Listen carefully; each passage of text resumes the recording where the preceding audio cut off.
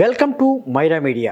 ఇటీవల జనసేన టీడీపీ ప్రకటించినటువంటి మొదటి జాబితాలో పి గన్నవరం నుంచి అభ్యర్థిగా ప్రకటించినటువంటి మహాసేన రాజేష్కి టీడీపీ అభ్యర్థిగా ప్రకటించారు. అయితే అనూహ్య పరిణామాల మధ్య అతను ఆ టీడీపీ సభ్యత్వాన్ని కానీ అయితే అభ్యర్థిత్వాన్ని కానీ తాను తప్పుకుంటున్నట్లు కూడా ప్రకటించారు. ఎందుకు జరుగుతున్నాయి ఈ పరిణామాలు, ఏంటి మహాసేన రాజేష్ వెనక్కి వెళ్ళడానికి గల కారణాలు ఏంటి అనే అంశం మీద మనతో మాట్లాడడానికి వైఎస్ఆర్సీపీ నాయకులు బోరగొడ్డ అనిల్ కుమార్ గారు మనతో ఉన్నారు. నమస్కారం అనిల్ కుమార్ గారు. ప్రకటించినటువంటి సీట్ నుంచి నేను తప్పుకుంటున్నానని మహాసేన రాజేష్ ప్రకటించారు. ఎందుకు ఆ పరిణామాలు జరిగినాయి, ఏంటి అసలు మహాసేన రాజేష్ పరిస్థితి అలా ఎందుకు వచ్చింది? ఆడు దళిత కార్డు వేసుకొని చాలా మంది ఆడపిల్లల్ని పాడు చేసిన పరిస్థితులు ఉన్నాయి. చాలా మంది దగ్గర డబ్బులు తీసుకొని పెన్షన్ మీద బతుకుతున్న వాళ్ళ దగ్గర కూడా అప్పు తీసుకొని వారి పైన లైంగిక వేధింపులు చేసి వైజాగ్ లో ఎంత హిస్టరీ ఉంది. సరే, వాడు టైలర్ చాలా మంది అమ్మాయిలు ట్రాప్ చేశాడు, చాలా మందిని సర్వనాశనం చేశాడు. నాకు తెలిసి నేలి జాన్సన్ భార్య వీర వెంకట సత్యనారాయణ వైఫ్ సత్యవతి అనే ఆవిడని ఆడు దుబాయ్ వెళ్తే ఆడ చేతి పని కొద్దీ ఇంటి పక్కన ఉండేవాళ్ళు ఆడ అమ్మాయిని లైంగికంగా సంవత్సరం పాటు వేధించి న్యూడ్గా ఫోటోలు వీడియోలు దగ్గర పెట్టుకొని తన సొంత భర్త వచ్చి వాంగ్మూలం ఇవ్వడం జరిగింది కదా. నేలి జాన్సన్ నా దగ్గరికి వచ్చాడు, సిఐడిలో కేసు ఉంది, వాడి మీద రౌడీ షీట్ ఓపెన్ అయింది. ఓకే, వాడు అమ్మాయిని బాబీ అనేవాడు ఒకడున్నాడు వైజాగ్లో, పాస్టర్ కొడుకు, వాడి డీటెయిల్స్ మొత్తం బయట పెడతా. ఆ బాబీ అనేవాడు వీడు 1 year పాటు అమ్మాయిని లైంగిక వేధించి ఇంకొక 10 మందితో వేధింపు చేసి అమ్మాయిని బ్లాక్మెయిలింగ్ చేసి అమ్మాయి మైండ్ చెడగొట్టి ఒక దొంగ భర్త సతీష్ అనేవాడిని తీసుకొచ్చి దొంగ వీసా అంటే ఈ సతీష్ అనేవాడికి అమ్మాయి భార్యలాగా క్రియేట్ చేసి ఖతారో ఒమానో అమ్మాయిని పంపించేశారు. ఆ నేలి జాన్సన్ అనే అతనికి భార్య అమ్మాయి సత్యవతి అనే అమ్మాయి. ఆ అమ్మాయికి సంబంధించి 2 బిడ్డలు ఉన్నారు, ఆడపిల్లలు. వాళ్ళు మొన్నే మెచ్యూరారు.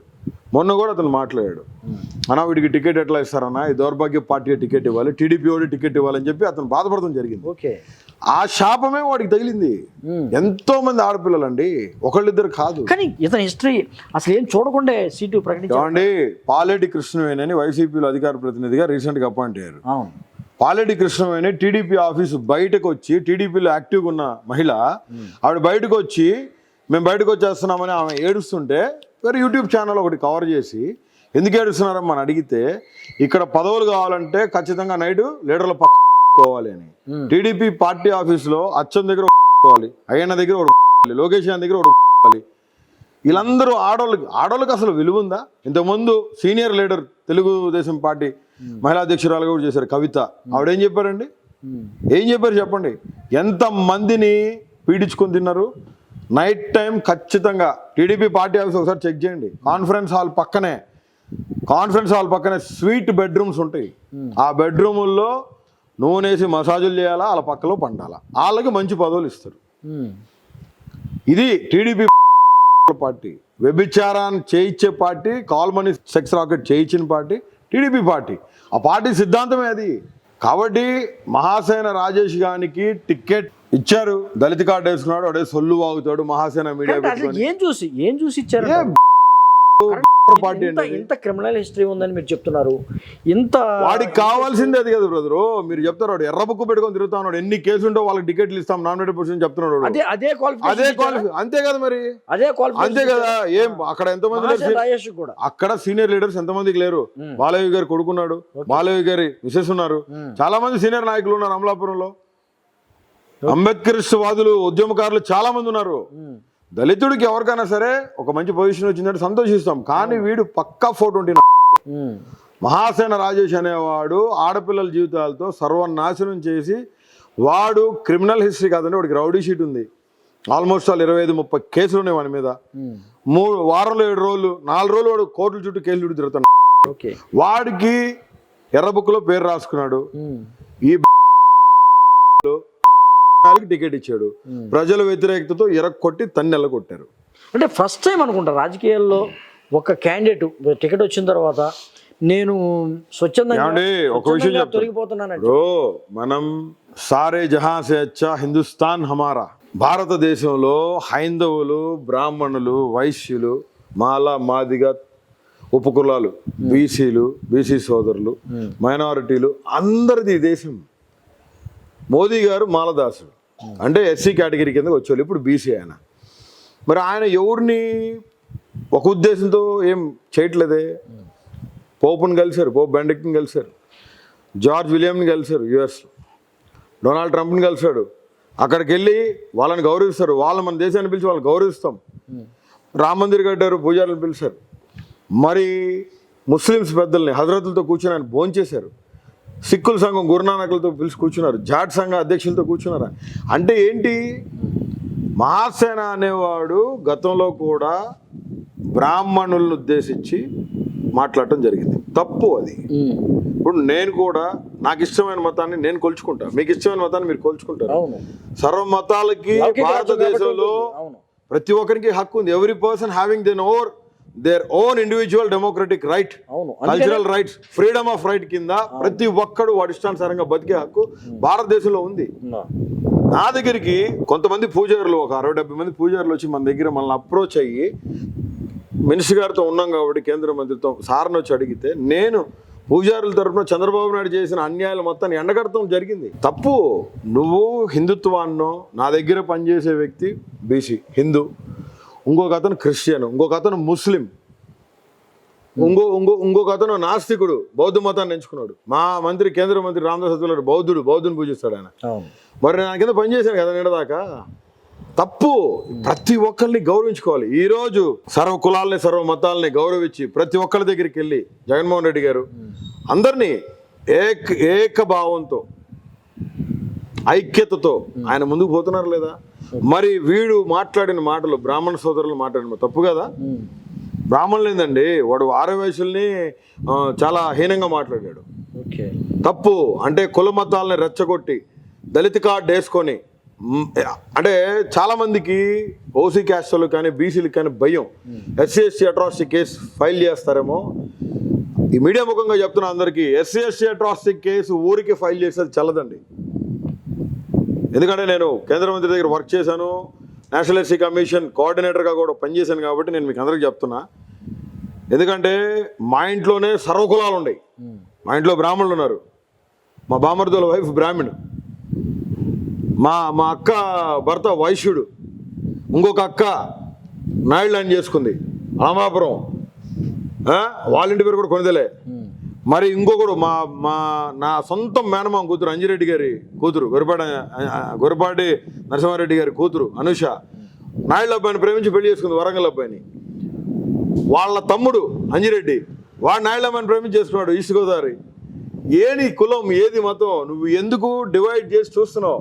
ఫస్ట్ టైం ఒక నియోజకవర్గంలో మొత్తం వేకమయ్యి ఈ క్యాండిడేట్ వద్దు అంటే అంత చాలా మంది మీడియాలో బ్రాహ్మణ సంఘాలు ఇవన్నీ వచ్చి తిరగబడి నేను అనుకుంటున్నారు కానండి.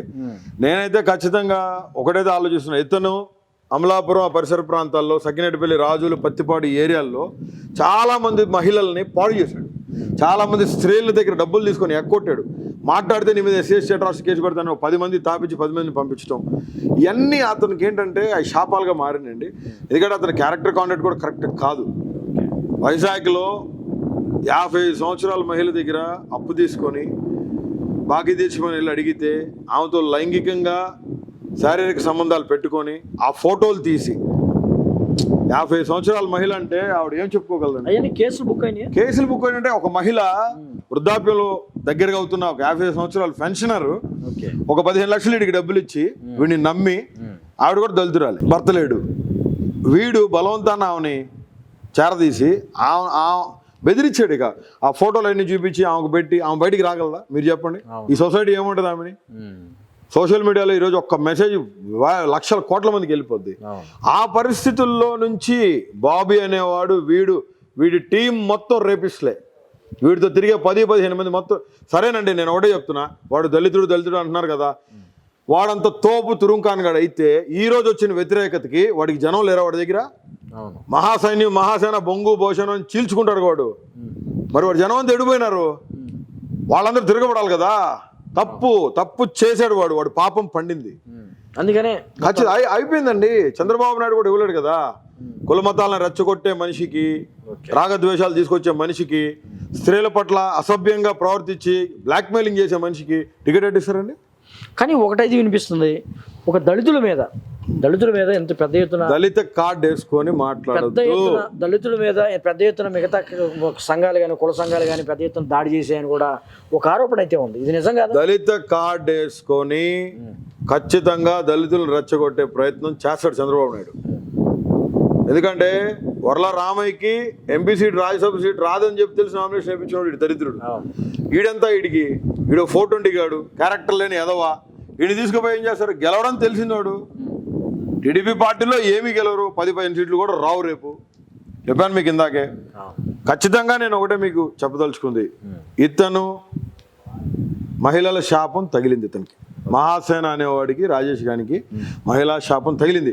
అసలు నేనైతే ఆ నేలి జాన్సన్ బిడ్డలు ఈడెవడైతే లైంగికంగా వేధించి ఒమాన్కి అమ్మేశాడు సతీష్ అనేవాడికి పెళ్లి చేసి, వాళ్ళ శాపం వీడికి తగిలిందని చెప్పి మనస్ఫూర్తిగా. ఎందుకంటే వీడు అనుభవించాల్సింది ఇంకా చాలా ఉంది. చాలా కేసులు పడతాయి వీడి మీద, చాలా కేసులు పడతాయి. నేలి జాన్సన్ అనేవాడు మీడియా ముందుకి రాగానే సీఎం పేషీకి వెళ్ళాడు. సీఎం పేషీ గ్రీవెన్స్లో అతను కంప్లైంట్ ఇచ్చాడు. కంప్లైంట్ తీసుకొని ఎంక్వైరీ మొదలు పెడుతున్న మరుసటి రోజు పోయి టీడీపీలో జాయిన్ అయ్యాడు. ఓకే, మహాసేన రాజేష్ వల్ల అంటే ఈ రోజున చాలా విప్లవంగా వచ్చింది, చాలా ఉద్యమంగా బయటకు వచ్చారు. టీడీపీకి ఏమన్నా నష్టం అంటారా?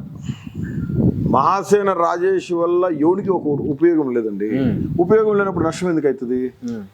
ఇంకా టీడీపీకి లాస్ ఏంటంటే ఇట్లాంటి 420 గాడికి క్యారెక్టర్లెస్ ఫెలోకి టికెట్ ఇచ్చి ఈ 3 రోజులు 4 రోజులు చేసిన హడావుడికి ఎర్ర పుస్తకంలో పేరు రాసుకున్నావు, టికెట్ ఇచ్చావు.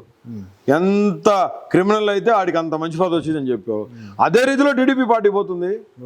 అదే అంశం కదా, అంతే కదా. మరి మహిళలు వాళ్ళ దగ్గర పదవులని లోపల పనిచేసిన మహిళా నాయకురాలే మేము మాకు అంత పెద్ద మనసు లేదని చెప్పి వాళ్ళు బయటకు వచ్చిన పరిస్థితులు.